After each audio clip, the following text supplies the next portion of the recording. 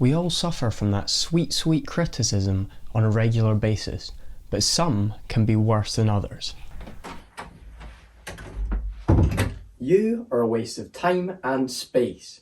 Give up. Also, you have small arms.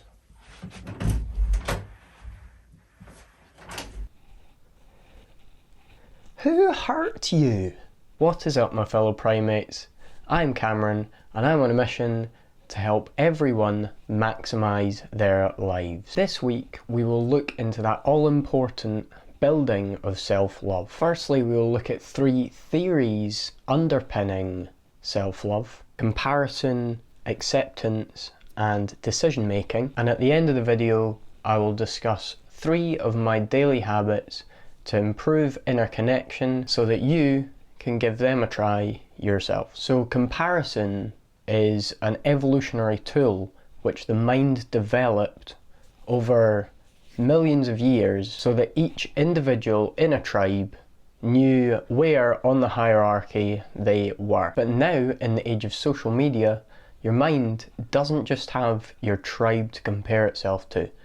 It has the whole of Instagram and Facebook. Thanks, Zuck.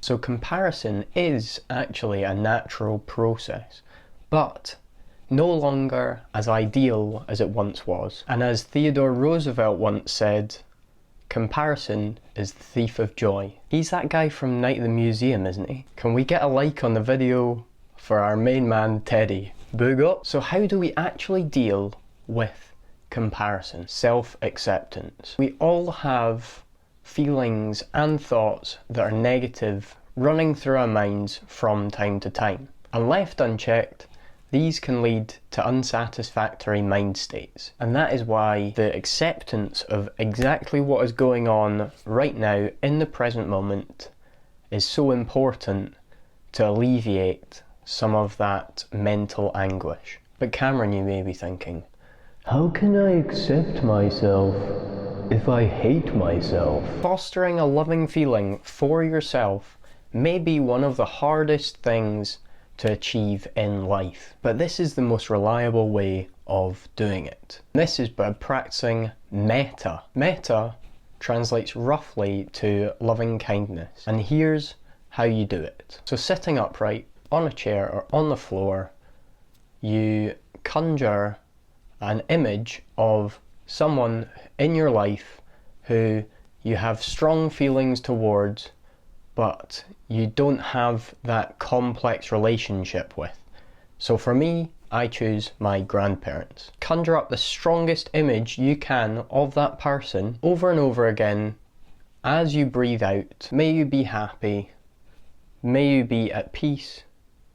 May you be free from suffering. Repeat that until you feel a strong emotion in the chest. Once you have got a strong enough feeling in the chest, you can flip that around onto yourself. The way I do this is I picture myself as a young child, free of cares in the world, giggling, laughing, and maybe eating 1 too many cakes. And then all you do is repeat these phrases, but towards this young version of yourself. Fairly reliably, it will create this strong reaction in yourself, and sometimes it can be quite intense. You don't have to practice this long, maybe even a couple of minutes a day, and everyone has a couple of minutes. If you do give it a try, let me know how you get on in the comments below. The third theory underpinning self-love is how you make decisions. Now I know you, and how much judgment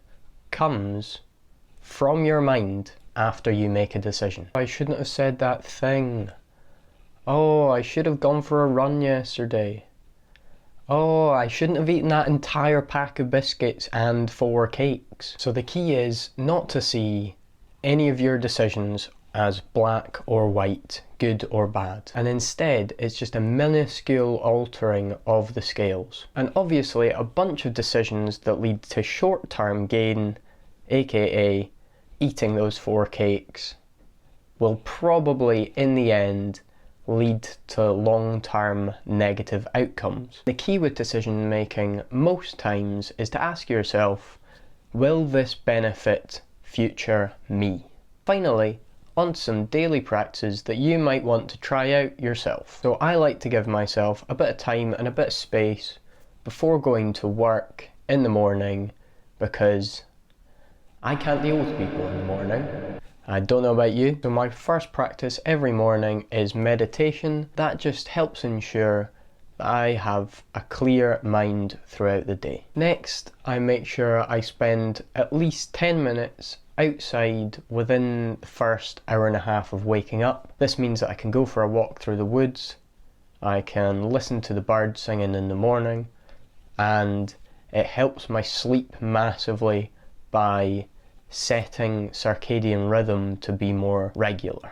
And my third practice of self-love is reading some fiction before I go to bed. This just helps me to ease my mind in the evening, calms any racing thoughts, and helps remove my self-narrative and replace it with someone else's narrative, which is just great for sleep. So tell me of any regular practices you have in the comments below. I would love to hear from you. So to recap, comparison with others is a totally natural process. Build self-acceptance with meta, and make decisions for future you. A few of my daily practices are meditation, going for a walk outside in the morning, and reading fiction at night. I hope any of this was helpful. Once again, I'm Cameron. Catch you at 6 PM every Sunday for another upload. Peace and love.